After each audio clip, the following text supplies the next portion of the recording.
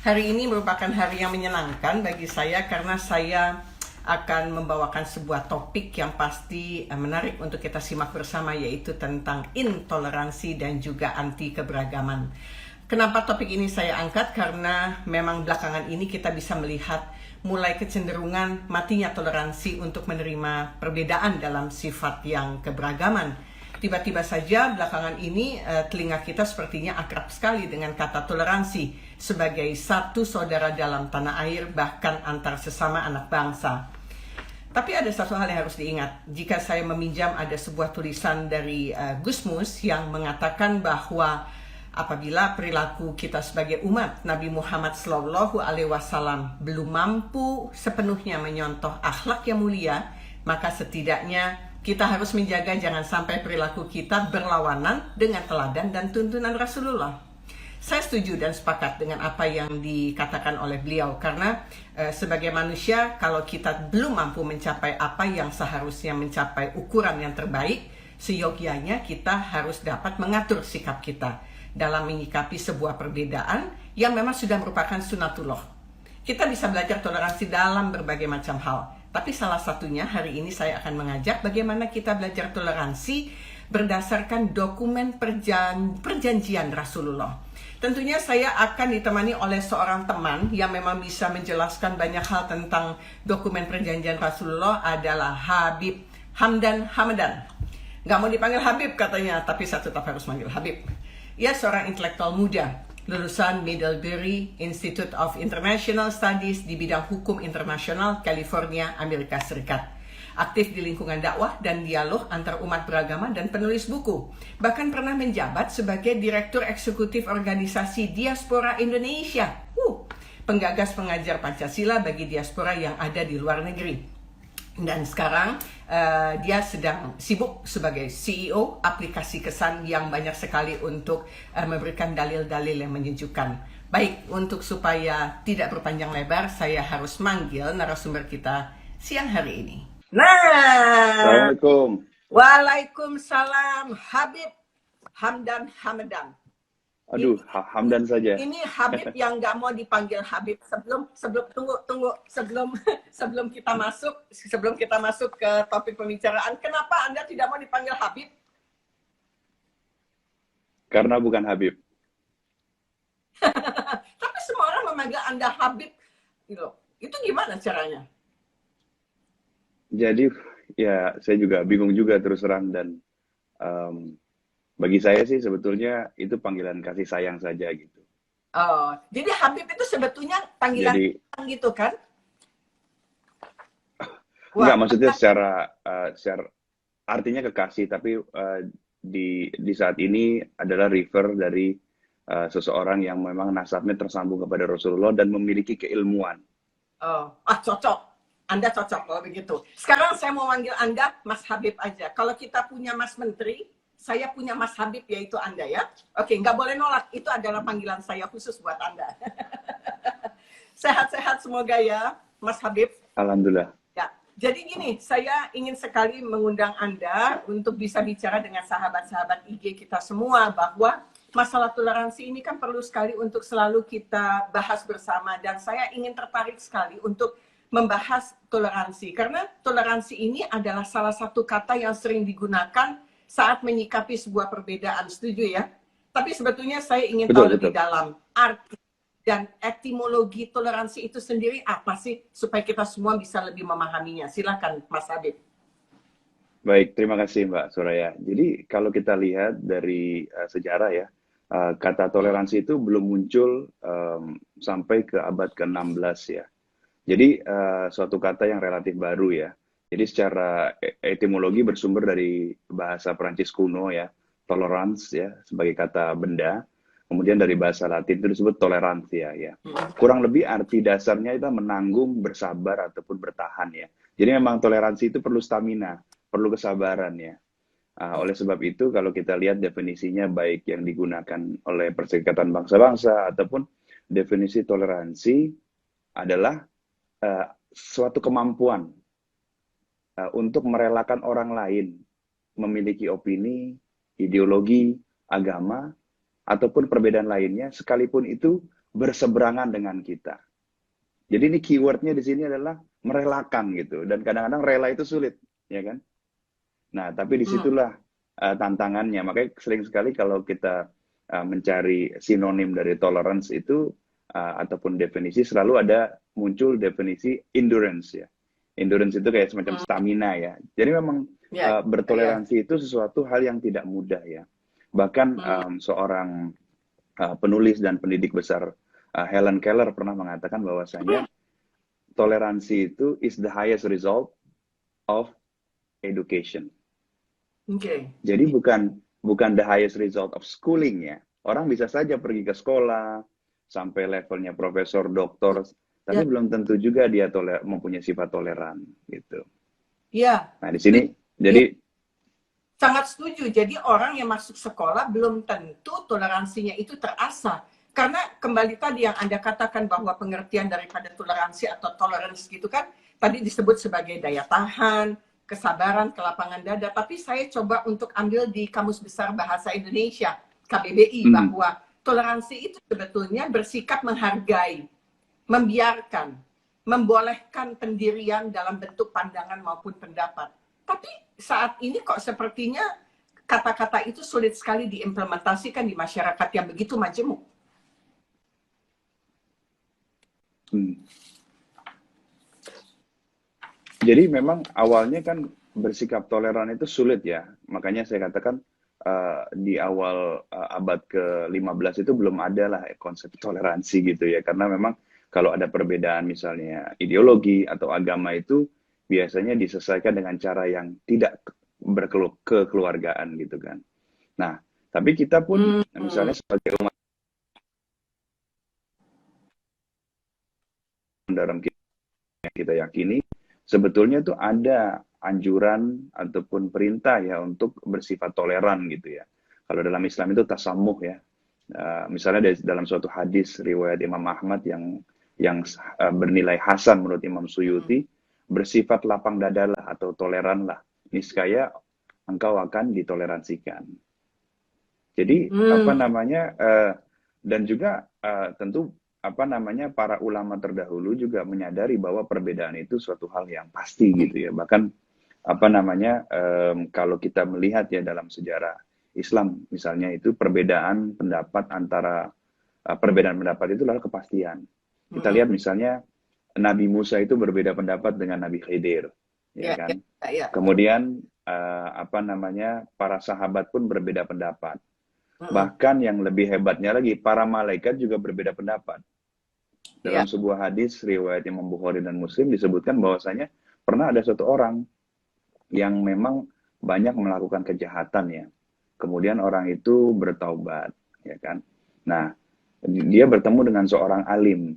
Orang alim itu mengatakan begini, kalau kamu ingin taubat, maka pindahlah dari desamu yang banyak orang jahat menuju ke desa yang diisi banyak orang baik. Nah, namun di tengah jalan orang ini meninggal. Kemudian turunlah dua malaikat. Yang Hmm. satu ingin menyiksa orang ini, yang satu ingin Hmm. merahmati orang ini, ya kan? Nah, bayangkan Hmm. malaikat saja yang hanya mengikuti SOP Tuhan saja bisa berbeda pendapat.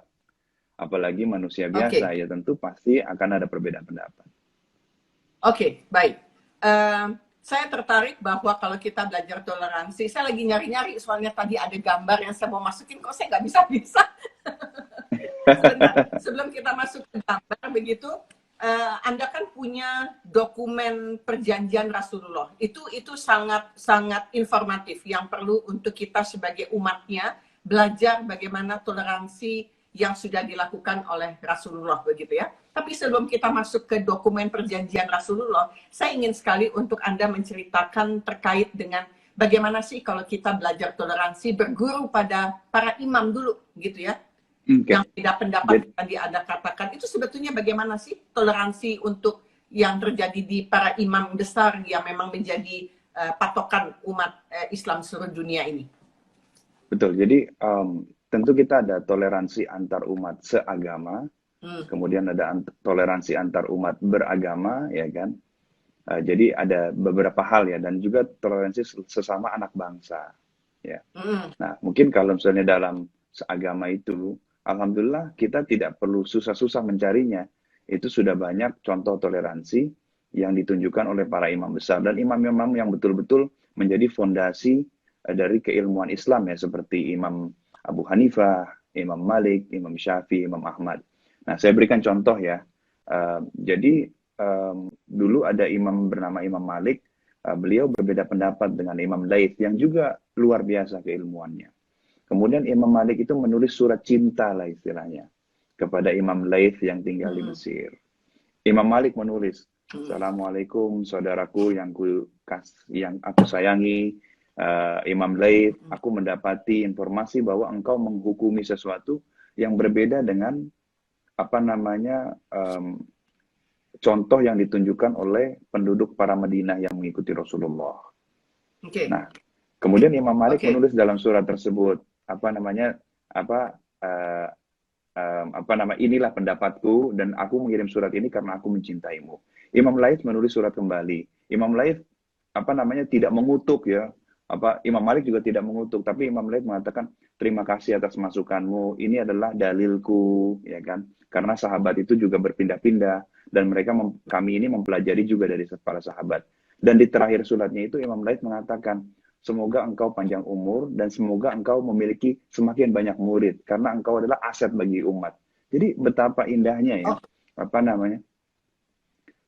sifat toleran yang ditunjukkan oleh para imam. Mungkin ada cerita menarik nih tentang Rasulullah ya, yang menurut saya cukup menarik. Jadi suatu ketika, ini hadis riwayat Imam Ahmad. Jadi suatu ketika Nabi Muhammad SAW itu sedang pergilah ke suatu ada tempat ya, memang kemudian Nabi Muhammad itu sedang beristirahat di bawah sebuah pohon. Nah, ketika beristirahat itu datanglah seseorang itu menyelinap gitu, mengambil pedangnya Rasulullah dan menempatkan pedangnya itu ke leher Rasulullah SAW. Ya kan?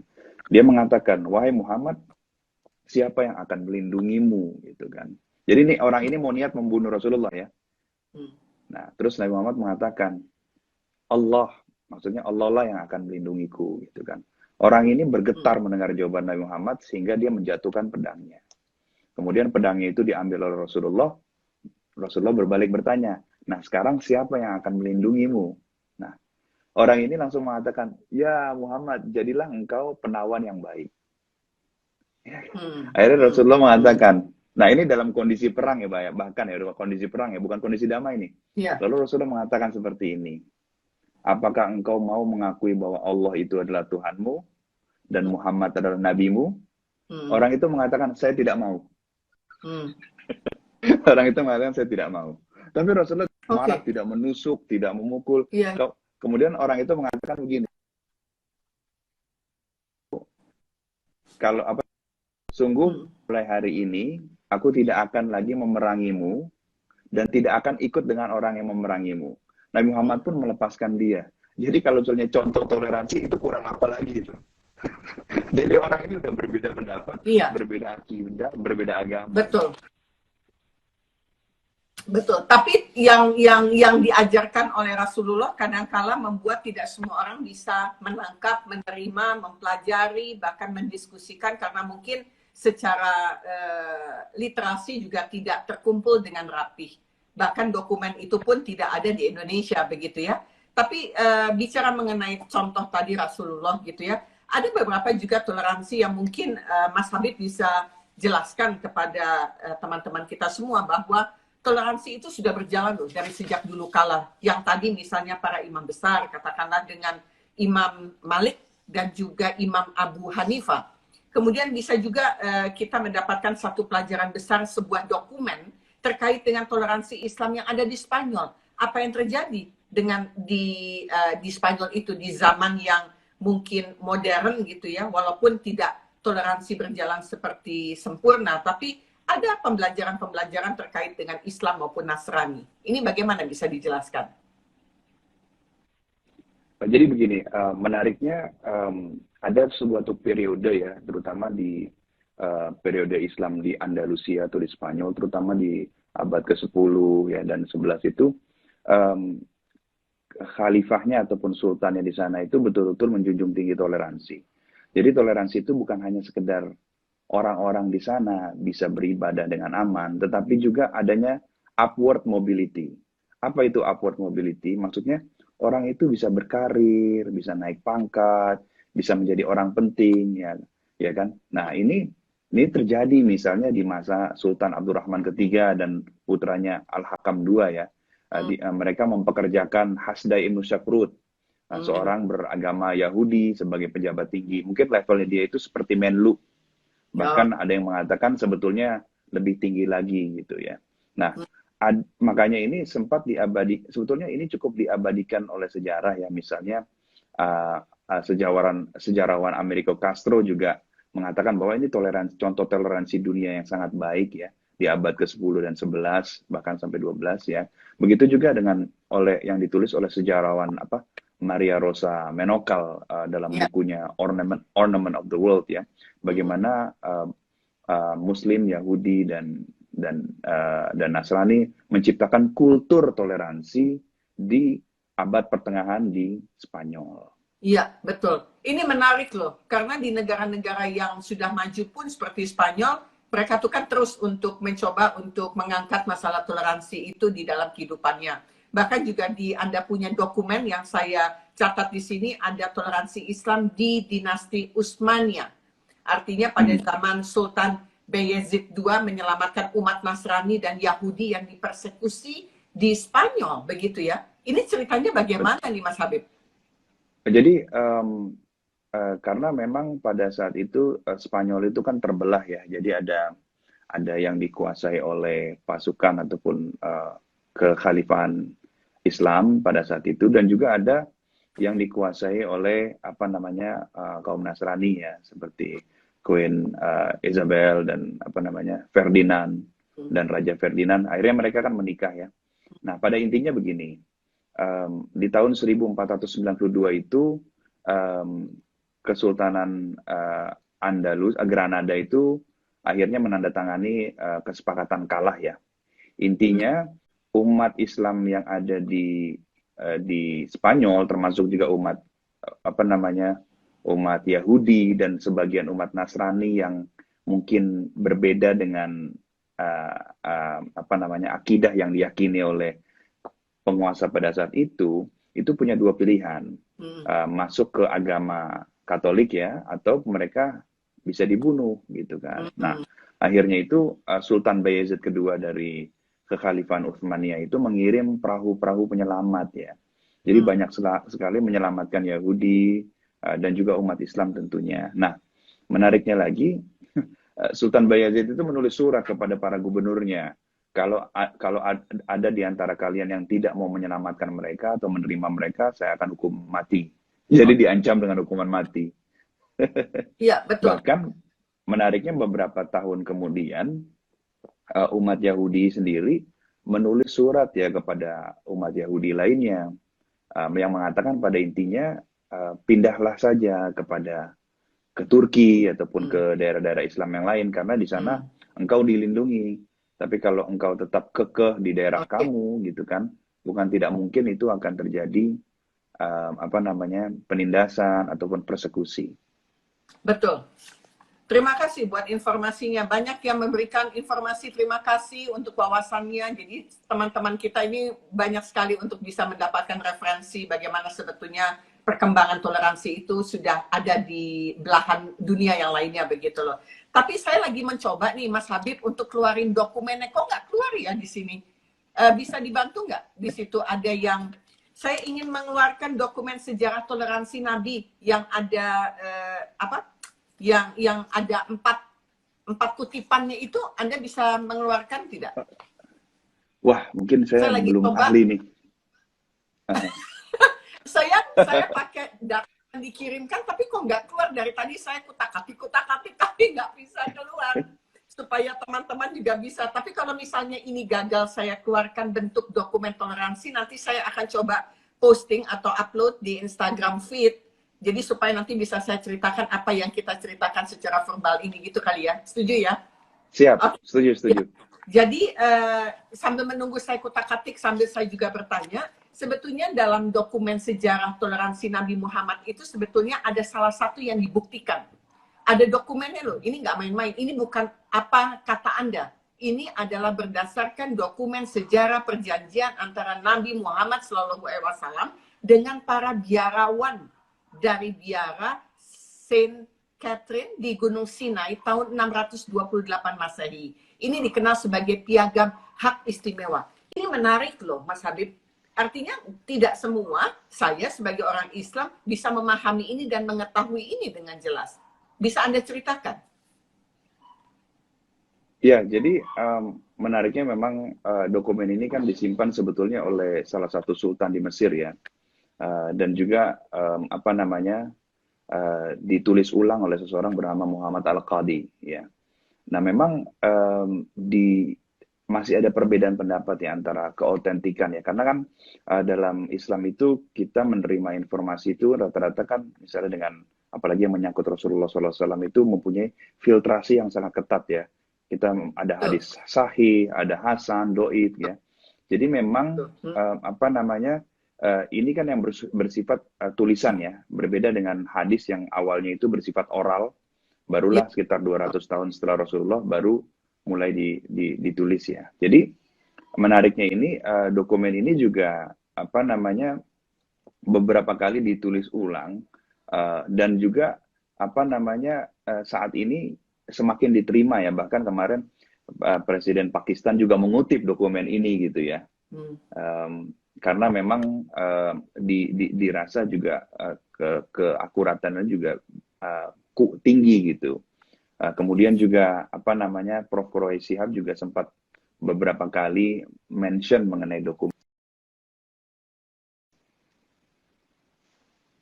Jadi apa namanya saya pikir apa namanya secara akademik apalagi ini ditulis ulang oleh seorang sejarawan ya, levelnya sudah profesor, tentu sudah melewati tahap akademik yang bisa dipertanggungjawabkan secara akademik ya kan. Oke.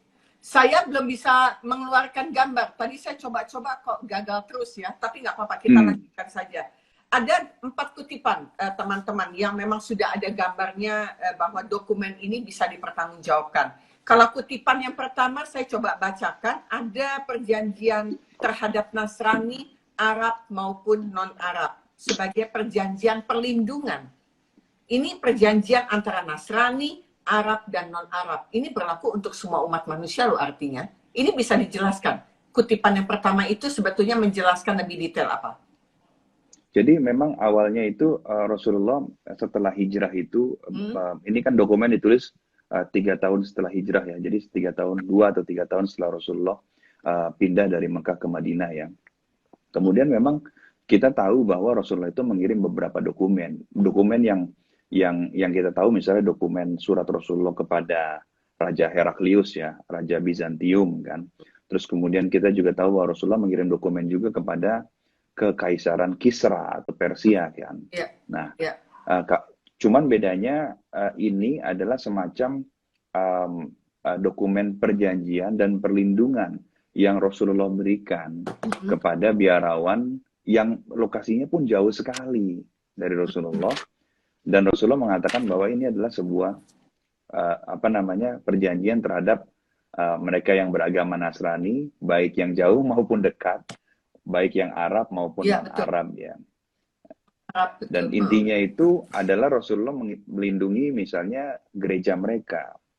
Dikatakan bahwa tidak boleh merusak gereja. Kemudian tidak boleh juga mencampuri urusan gereja mereka. Jadi misalnya siapa yang akan menjadi uskup, siapa yang akan jadi pendeta, itu bukan urusannya agama lain. Iya, nggak boleh ikut campur. Ada sovereignty lah, ada kedaulatan ya. Ada kedaulatan. Mas Habib, saya mau coba untuk cari di Al-Quran apa yang ada di dalam kutipan surat piagam hak istimewa tersebut. Dalam kutipan pertama, perjanjian terhadap Nasrani, Arab maupun non-Arab. Itu saya coba cari ada di surat At-Taubah. Ayat 6 dan 7. Saya lagi baca Quran ya. Jadi dikatakan demikian. Saya boleh bacakan ya. Jadi dikatakan jika seorang di antara orang-orang musyrikin itu meminta perlindungan kepadamu, maka lindungilah ia supaya dapat mendengar firman Allah. Kemudian antarkanlah ia ke tempat yang aman baginya. Demikian itu disebabkan mereka kaum yang tidak mengetahui. Jadi artinya ada unsur untuk memang wajib untuk melindungi, gitu ya. Betul, betul. Kutipan pertama ini bisa saya terima. Karena apa? Ada rujukan pedoman utama yang memang tidak melenceng dari apa yang dikatakan oleh Al-Quran itu sendiri. Betul. Gitu. Ya, baik. Kalau misalnya kita baca kutipan yang kedua. Kutipan yang kedua saya memberikan ada satu highlight di sini adalah perlindungan bagi pendeta dan peziarah. Tidak diperkenankan untuk menghancurkan gereja-gereja. Siapa yang melakukan itu berarti telah melanggar ketetapan perjanjian Allah dan membangkang kepada Rasulnya. Ini juga nanti saya akan kasih padanan ayatnya, tapi silakan untuk menjelaskan. Ya, tentu apa namanya dalam Islam itu darah siapapun itu adalah suatu hal yang sakral ya. Kita tidak boleh menzolimi siapapun gitu kan. Bahkan ada sebuah hadis riwayat Imam Ahmad ya. Takutlah terhadap doa orang yang dizolimi, sekalipun dia kafir. Jadi kan, ya kan hadis riwayat Imam Ahmad itu kan kita suka dengar hadis yang lain ya mungkin riwayat yang ada di Kutubus Sittah ya. Berhati-hatilah terhadap doanya orang yang dizolimi, ya kan? Yeah. Karena tidak ada tabir antara doanya dan Allah. Tapi dalam hadis lain itu walaupun dia kafir, gitu, ya kan? Walaupun dia misalnya tidak seagama, ya kan? Kemudian yang kita jadi mengenai ahlul kitab itu, ya kan? Itu mempunyai posisi yang sangat tinggi dalam agama Islam dalam arti kata dilindungi, ya kan, tidak boleh semena-mena itu kepada siapapun gitu kan. Karena Rasulullah SAW itu pernah waktu itu Rasulullah ada seorang sahabat minta, ya Rasulullah kutuklah mereka. Terus Rasulullah mengatakan, sesungguhnya saya dikirim ini bukan untuk melaknat, tetapi untuk memberi rahmat. Betul, betul, setuju. Saya kasih ayatnya, jangan khawatir Mas Habib. Wah, luar biasa. Ada surat di Al-Hajj surat 22 ayat 40 mengatakan demikian. Orang-orang yang telah diusir dari kampung halaman mereka tanpa alasan yang benar kecuali karena mereka berkata Tuhan kami hanyalah Allah dan sekiranya Allah tiada menolak keganasan sebagian manusia dengan sebagian yang lain, tentulah mereka telah dirobohkan biara-biara Nasrani, gereja-gereja, rumah ibadat orang Yahudi dan masjid-masjid yang di dalamnya banyak disebutkan nama Allah. Sesungguhnya Allah pasti menolong orang yang menolong agamanya. Sesungguhnya Allah benar-benar maha kuat dan maha perkasa. Tepat seperti apa yang Anda jelaskan. Iya. Jadi, kutipan ini nggak main-main loh. Apa yang Anda sebutkan dengan apa yang tertulis di Quran yang sebagai pedoman kita sebagai umat Islam gitu ya. Bahkan ini pedoman kitab Tuhan yang terakhir yang harusnya menjadi rujukan semua umat manusia. Begitu ya. Jadi, saya sangat antusias untuk membicarakan ini karena sesuatu yang sangat relevan dengan apa yang ada di Al-Quran. Saya akan bahas yang ketiga kutipannya. Adalah pernikahan antara Nasrani sama Islam. Ini pasti rame nih, gitu ya. Dan di kutipan ketiga itu diatur loh Mas Habib, bahwa kondisi seperti ini gereja harus menghormati. Silakan jelaskan, nanti saya akan carikan padanan surat dan ayat yang ada di Al-Quran. Silakan Mas. Iya, jadi sering sekali ya ketika suatu kelompok ya menaklukkan kelompok lain yang tidak seagama itu kan suka terjadi, misalnya yang laki-laki itu diperbudak, kemudian yang perempuannya juga demikian, mohon maaf mungkin dikawin paksa dan lain sebagainya ya. Jadi memang dalam dokumen ini dan juga banyak juga dalam hadis-hadis lainnya. Jadi di dokumen ini sih disebut seandainya seorang perempuan Nasrani memasuki rumah orang Muslim, maksudnya dinikahi, dia harus diperlakukan dengan baik.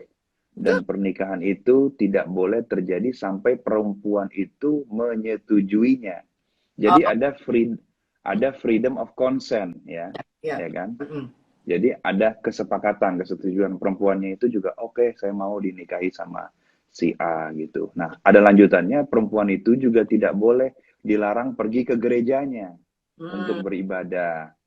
Nah, ini menarik ya, misalnya di mazhab Maliki saja, itu misalnya seorang Muslim ya menikahi Nasrani ya. Jadi kalau istrinya itu suka memang mungkin masak, mohon maaf, babi gitu ya.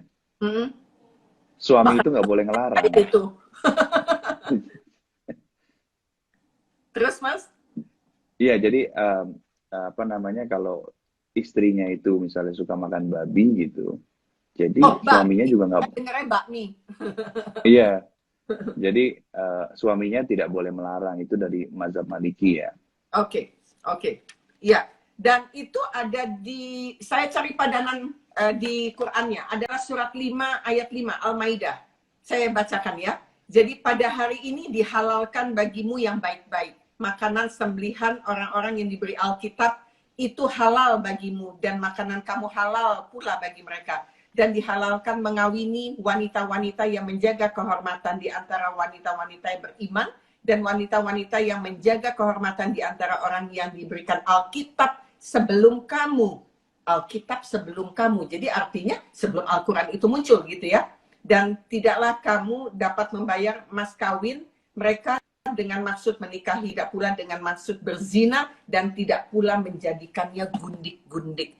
Ini yang jarang untuk orang mau patuh untuk bisa menjalankan perkawinan dengan tujuan-tujuan yang tadi. Tidak untuk berzina, tidak untuk menjadi gundik gitu ya. Dan ini yang sebetulnya harus untuk menjadi penekanan-penekanannya. Menurut Anda, setuju kan ya kayak gitu ya? Ya, jadi kan mengenai menikah beda agama ya, memang akhir-akhir ini menjadi khilafiyah ya, dan itu wajar ya. Kita juga harus mentoleransi perbedaan ya. Betul. Namun kalau kita melihat sejarah juga memang misalnya Muawiyah bin Abu Sufyan juga menikahi perempuan Nasrani. Betul. Itu seorang sahabat juga. Jadi memang barulah di apa namanya, ulama-ulama mungkin kontemporer ya, semacam mencoba mengatakan ini sudah berbeda yang Nasraninya dan lain sebagainya. Jadi ini pun adalah sebuah ijtihad yang harus kita hargai gitu. Betul. Baik. Untuk kutipan keempat, yang terakhir, tidak ada satupun yang boleh dipaksa untuk mengangkat senjata. Nggak boleh itu sebetulnya. Umat Islam itu tidak boleh mengangkat senjata. Dan umat Islam itu sebetulnya yang harus melindungi sebagai mayoritas terhadap kaum-kaum yang selebihnya.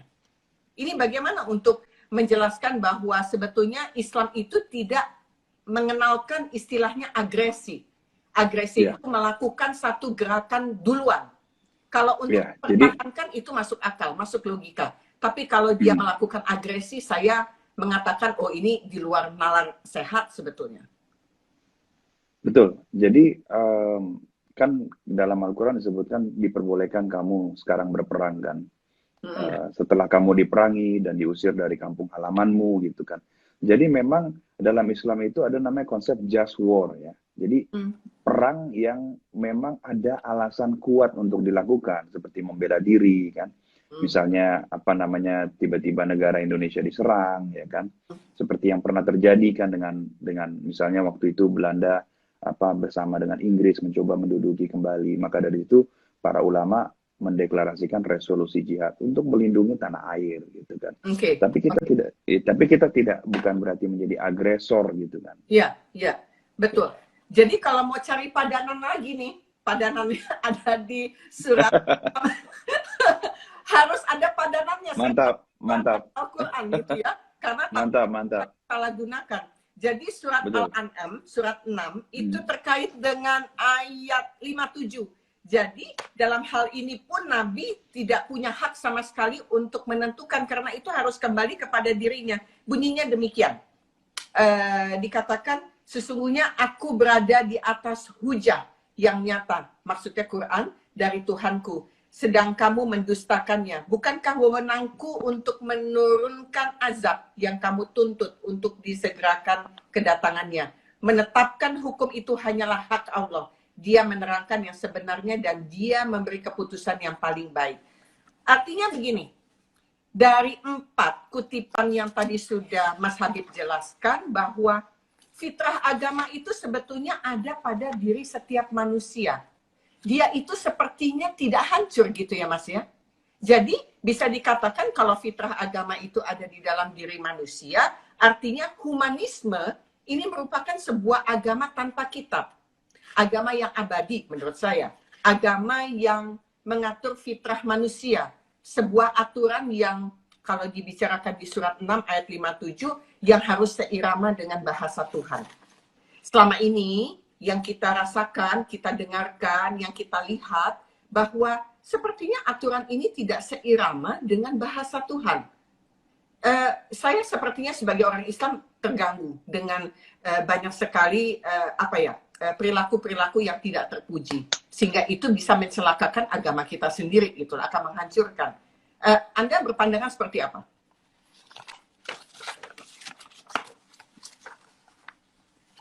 Jadi kalau kita lihat kan contoh apa yang dilakukan oleh Rasulullah SAW kan selama hidupnya beliau gitu kan, itu kan menjadi panutan bagi umat Islam ya, ya kan, dan disebutkan bahwa Rasulullah SAW adalah Al-Quran yang berjalan ya. Betul. Jadi ketika kita memahami Al-Quran, kita juga mencoba memahami bagaimana Rasulullah memahami Al-Quran itu sendiri dan bagaimana Rasulullah bersikap. Betul, ya kan? betul. Misalnya kita ini berbicara toleransi ya. Ketika Rasulullah hijrah dari Mekah ke Madinah, Rasulullah itu diminta oleh Bani Aus dan Khazraj itu menjadi hakam. Hakam itu orang yang menengahi ya, menjadi juru damai ya. Kemudian Rasulullah datang mendamaikan kubu yang berseteru. Jadi yang pertama kali dilakukan itu mendamaikan orang yang ribut istilahnya gitu loh. Ya kan, maka dari itu kan ada sebuah hadis sahih kan, Rasulullah bertanya, maukah kalian kuberitahu suatu amalan yang lebih baik daripada sholat, sedekah dan puasa? Lalu para sahabat menjawab, mau ya Rasulullah. Kata Rasulullah, mendamaikan Muslim apalagi yang berseteru.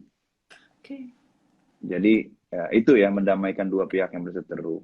Itu. Nah, kemudian Rasulullah juga menandatangani piagam Madinah, ya kan, yang menunjukkan toleransi antara sesama umat beragama Samawi ya, yang ada di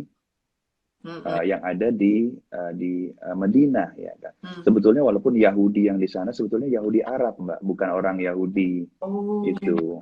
Sebetulnya mereka itu secara kultural itu adalah, secara biologis mungkin Arab ya, cuma secara kultural lebih kepada Yahudi. Nah, Rasulullah menandatangani perjanjian itu, ya kan. Pernah juga Rasulullah menandatangani suatu perjanjian yang dianggap tidak menguntungkan beliau, tapi demi kemaslahatan umat, demi kebaikan, seperti yang beliau lakukan ketika menandatangani perjanjian Hudaybiyah. Walaupun sebetulnya para sahabat banyak sekali yang kecewa, ya kan, tapi demi agar umat ini selamat, agar umat ini tidak berkelahi, ya kan. Pada saat itu kan posisinya mendekati Mekah ya. Kemudian umat Quraisy melarang beliau masuk Mekah. Kemudian akhirnya bersepakat untuk melakukan umroh tahun depan, dan juga pasal-pasal yang dianggap memberatkan Rasulullah. Tapi di situ Rasulullah menerima hal itu karena untuk menghindari pertumpahan darah. Jadi kalau kita lihat dalam contoh Rasulullah itu sudah ada, dan begitu juga ketika kita melihat Indonesia seperti saat ini. Indonesia ini menurut para ulama seperti Kiai Haji Wakil Presiden yang kami hormati, Kiai Haji Ma'ruf Amin, mengatakan bahwasanya Indonesia ini darul mitsaq, yaitu negara kesepakatan. Siapa yang bersepakat? Yang sepakat nih kaum nasionalis, kemudian kaum intelektual, kaum waktu itu sosialis komunis, kemudian juga kaum agamais yang sudah sepakat membentuk negara ini, ya kan. Bahkan Hadratus Syekh juga melakukan suatu perenungan terhadap negara kita dan Pancasila, akhirnya menyepakati karena itu kebaikan. Nah, kalau kita sudah sepakat, maka kita pun konsekuensinya harus melanjutkan gitu. Harus mengimplementasikan yang sudah disepakati gitu. Betul. Jadi bisa dikatakan begini, jika memang kita dicontohkan umat Islam ini untuk melihat bagaimana Rasulullah membuat sebuah perjanjian dengan segala sesuatu yang sifatnya belajar untuk bergandeng tangan, memecahkan permasalahan, membuat kedamaian, tidak kerusakan, artinya Nabi Muhammad ini bisa dikatakan mempunyai file Rasul sebelumnya. Walaupun dia menjadi Nabi penutup di 25, tapi kehadiran Nabi Muhammad sebagai Nabi penutup itu dia mempunyai file yang dia ketahui. Walaupun ini jaraknya bisa ratusan juta tahun lalu, tapi sepertinya Tuhan sudah menciptakan di dalam memorinya. Rasulullah ini sudah mempunyai file Rasul sebelumnya dan memegang kesempurnaan file. Yang saya maksud file itu adalah kita memiliki 25 nabi dan rasul, gitu ya. Rasul Allah lebih banyak, tapi nabi 25. Artinya kan ada kita kenal Nabi Musa misalnya, ada Nabi Ibrahim, ada Nabi Musa, ada Nabi Isa yang memegang kitab-kitab yang memang menjadi rujukan ada beberapa umat di dunia ini, begitu loh. Artinya ini harusnya kalau berdebat urusan siapa yang paling bagus, siapa yang paling benar, semua harus ada instrumennya adalah Quran. Saya percaya bahwa hidup pasti harus ada instrumen yang bisa menengahi, dan satu-satunya kembali ke Quran. Kenapa Al-Quran buat saya? Karena di Quran dikatakan di surat 3 ayat 20 Ali Imran, jika kamu berdebat kembali ke Al-Quran. Semua ada di Al-Quran. Bahkan yang sahih pun adalah nabi-nabinya Allah yang 25 ini yang sekaligus rasulnya Allah. Supaya nggak ribut. Saya hanya berpikir secara pribadi begini.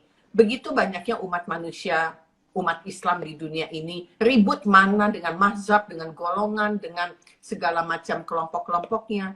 Tapi kalau mereka merasa paling benar, sampai kapan kita bisa menyatu? Kalau kita tidak kembali kepada Al-Quran itu sendiri, Mas Habib.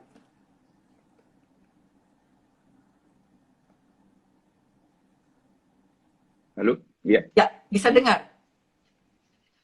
Iya. Ya. Sebentar, ada yang nanya, Rasul ada 25 atau Nabi yang 25 dari Imam Kamtari?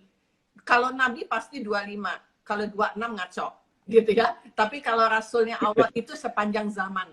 Karena setiap zaman itu ada umatnya, ada Rasulnya, begitu. Tapi kalau Nabi 25, selesai. Stop, dipegang sama Quran. Tapi hebatnya Nabi Muhammad itu nggak megang Quran kayak Soraya hari ini, tidak gitu ya. Justru dari akhlak perilakunya gitu ya Mas Habib ya. Iya, jadi ini jadi ada hadis yang mengatakan bahwa ada lebih dari 100.000 nabi dan 313 rasul.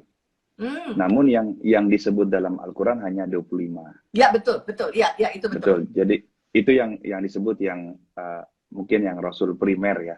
Ya, betul. Ya, bisa dijelaskan lebih lanjut. Jadi kalau debat, jadi kapan kita bisa tenang gitu loh. Toleransi sepertinya tidak tercapai kalau masing-masing mempunyai pembenaran yang berbeda-beda. Karena manusia kan diciptakan tingkat pemikirannya berbeda kan Mas? Ada yang betul. perspektifnya berbeda, penangkapannya berbeda. Maksudnya kita menjelaskan ini pun akan didengarkan dengan berbeda-beda. Sehingga kalau semuanya merasa pembenaran, maka akan lebih baik kalau kita semua kembali Al-Quran, begitu kan? Kan ini bertahannya dengan mereka punya golongannya sendiri, sehingga ini yang membuat terpecah-pecah. Sebetulnya kan berbeda pendapat boleh di Al-Quran dikasih tahu, tapi tidak boleh berselisih. Udah gitu aja kan? Kalau berselisih kembali ke Al-Quran, begitu kan? Beda pendapat sih apa? Setuju. Kita harus agree to disagree. Ya. Terus bagaimana bisa menjelaskan ini, Mas? Jadi tentu kalau dulu ya Pak, saat Rasulullah ada di tengah-tengah umat ya, kalau ada pertanyaan ataupun hal yang tidak diketahui para sahabat, maka para sahabat langsung bertanya kepada Rasulullah, ya Rasulullah, bagaimana hukumnya ini? Apa yang dimaksud dengan ini? Apa yang dimaksud dengan itu? Lalu Rasulullah akan menjelaskan, dan itu selesai gitu kan.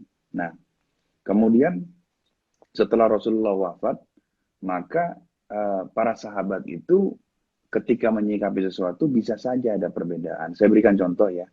Jadi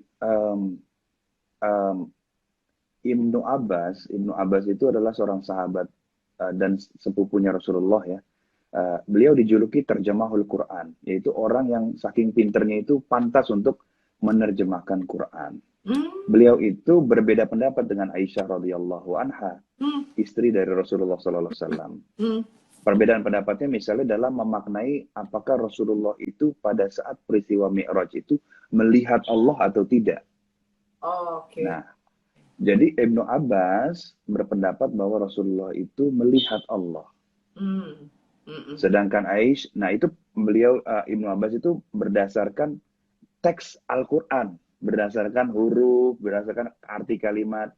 Kemudian Aisyah itu mengatakan tidak. Rasulullah tidak melihat Allah. Yang melihat Allah itu malaikat Jibril. Hmm, Yang pada saat itu kan wajahnya tidak berpaling itu bukan wajahnya Rasulullah, tapi wajahnya malaikat Jibril. Nah, tapi sekalipun mereka berbeda pendapat, mereka tidak ngamuk gitu loh, tidak. iya.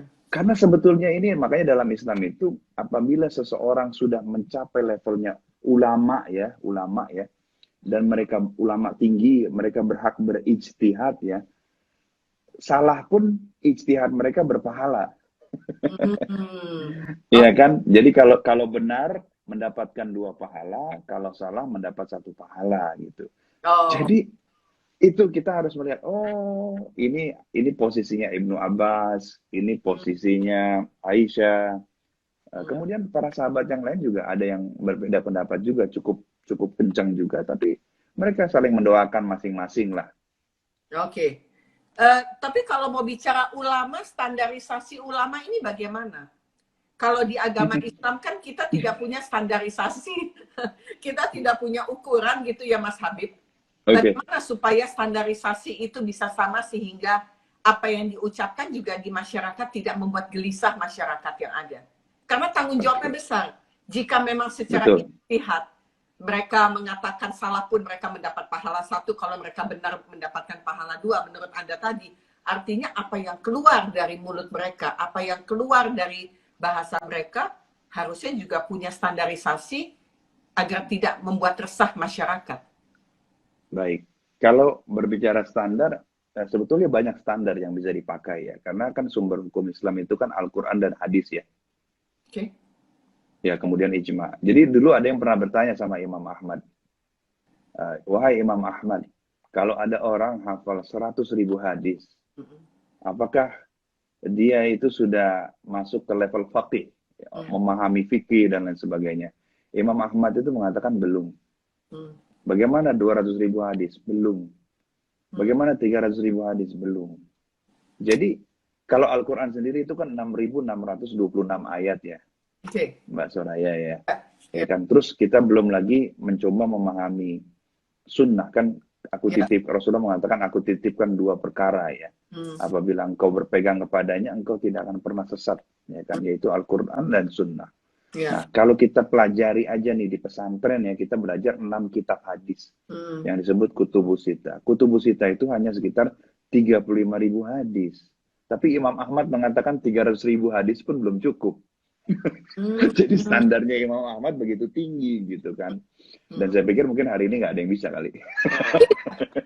Kayaknya susah betul ya, hah? Untuk Ya, mencapai itu. tapi kan ada organisasi ya kan seperti mungkin Muhammadiyah, Nahdlatul Ulama ya kan mencoba sebetulnya ada training ya untuk menjadi dai gitu kan. Nah, itu saya pikir bisa menjadi starting point ya, dan saya lihat juga itu nggak mudah loh Hmm. untuk lulus sensor mereka gitu ya, Hmm. dua organisasi Islam besar itu.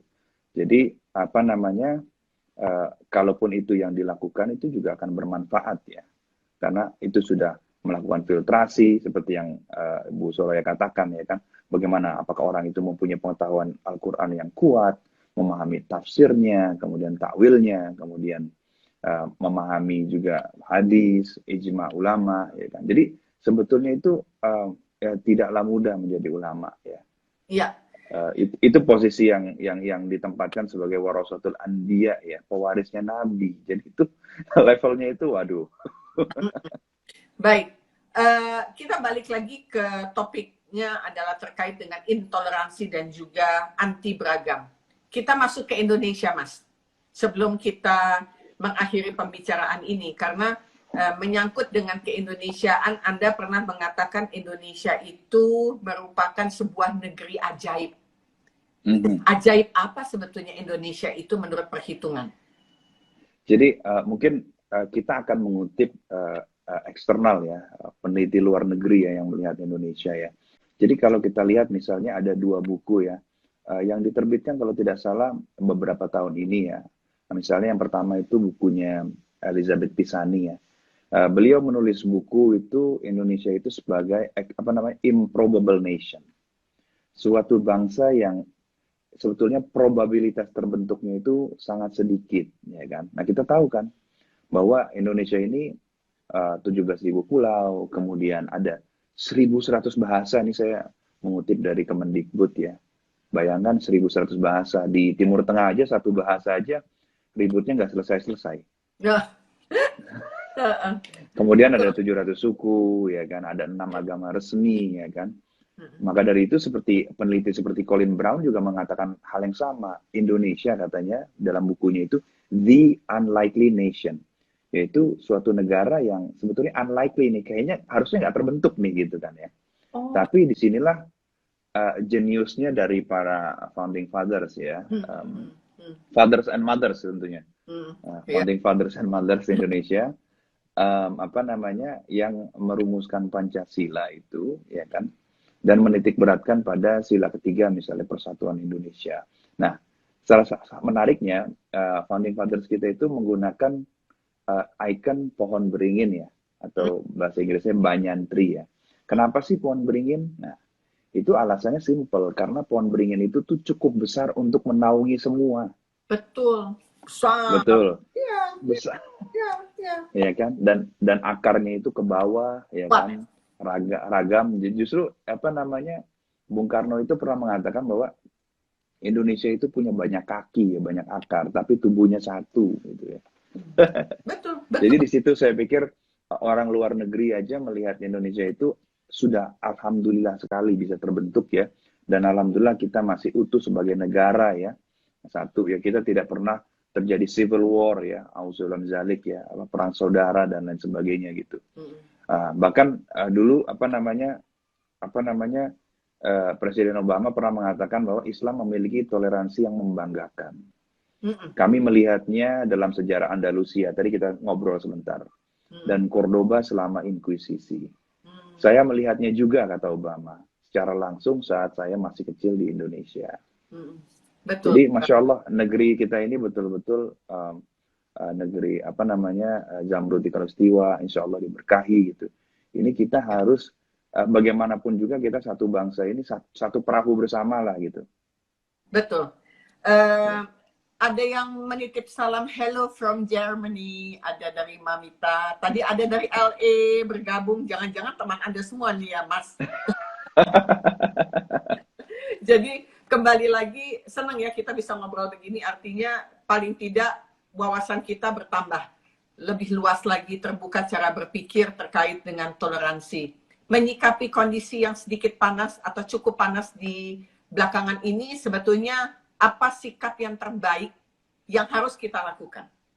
Nggak usah teori, tapi sikap apa yang harus kita lakukan untuk menyikapi situasi yang cukup panas di negeri ini. Apa yang bisa Anda lakukan?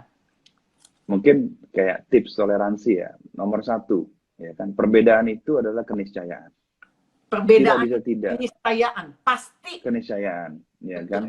Misalnya kalau saya boleh mengutip Quran seperti apa Mbak Soraya kan, bahkan Allah mengatakan apakah kamu ingin membuat seluruh umat ini beriman kepada Allah, ya kan, ya kan. Dan itu adalah suatu hal yang tidak mungkin gitu kan. Allah mengatakan apakah kamu Muhammad mencoba memberimankan seluruh umat gitu kan. Ya. Karena itu kata Allah itu hak saya gitu.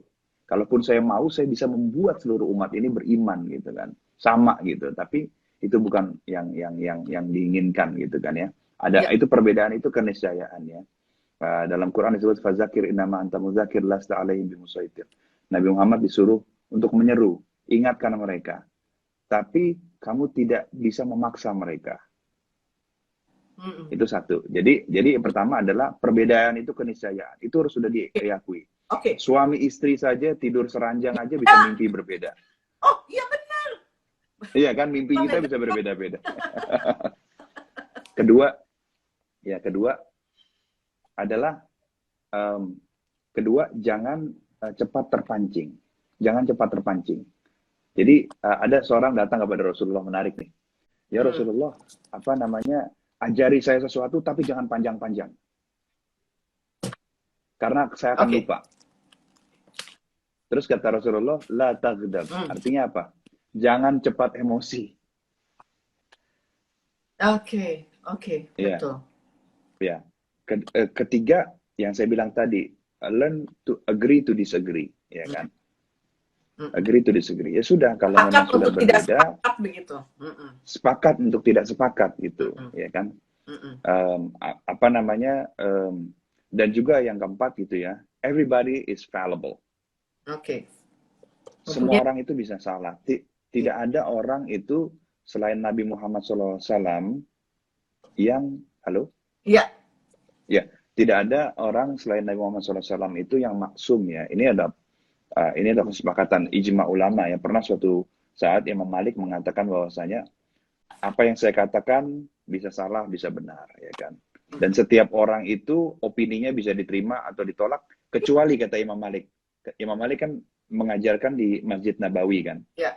Imam Malik mengatakan kecuali tokoh yang dikubur di sana. Mm, Maksudnya siapa? Rasulullah. oke. Jadi siapapun itu, sehebat apapun dia, yang namanya dia bukan nabi, bukan rasul, dia itu tidak maksum, gitu kan. Mm-mm. Jadi kita pun bisa salah, saya pun bisa salah. Makanya Ibnu Mas'ud itu ketika ditanya suatu perkara, Ibnu Mas'ud akan mengatakan, kalau ini benar, datangnya dari Allah. Tapi kalau yang saya katakan salah, datangnya dari diri saya. Iya, iya, betul, betul. Karena Gitu. sesuai sifat manusia, kebenaran itu kan tunggal. Khasamahnya itu kan ada di Allah, begitu ya. Jadi sepakat saya. Jadi kalau boleh, saya ambil satu kesimpulan bahwa tidak ada manusia yang istimewa di hadapan Allah selain akhlak yang baik. Ketakwaan manusia itu diuji dengan perbedaan yang menjadi sunatullahnya agar berbagi kemaslahatan dengan manusia lain. Citra agama umat Islam ini akan hancur kalau perilaku sebagai manusia Islam sendiri itu tidak beradab. Begitu ya. Hmm. Saya hanya Hmm. mengatakan gini, ada di surat Al-Maidah ayat 48 bahwa perbedaan ini adalah batu ujian.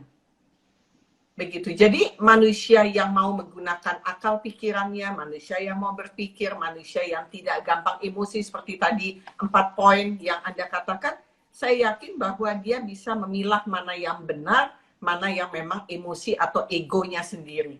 Begitu ya? Ya Mas ya? Betul. Oke. Setuju. Jadi kalau bicara mengenai dokumen sejarah toleransi Nabi ini artinya ini bisa disebarluaskan nanti apakah boleh ketika nanti saya Oh ya, pasang upload ya, di feed Instagram saya boleh? ya, silakan. Boleh ya? Silakan. Itu Ya. jadi perjanjian itu sudah ada bukunya. Saya hanya menerjemahkan saja. Dan juga saya karena sebetulnya panjang Mbak Soraya, saya hanya mengambil mungkin daging-dagingnya gitu. Ya, Ya. boleh. Jadi silakan.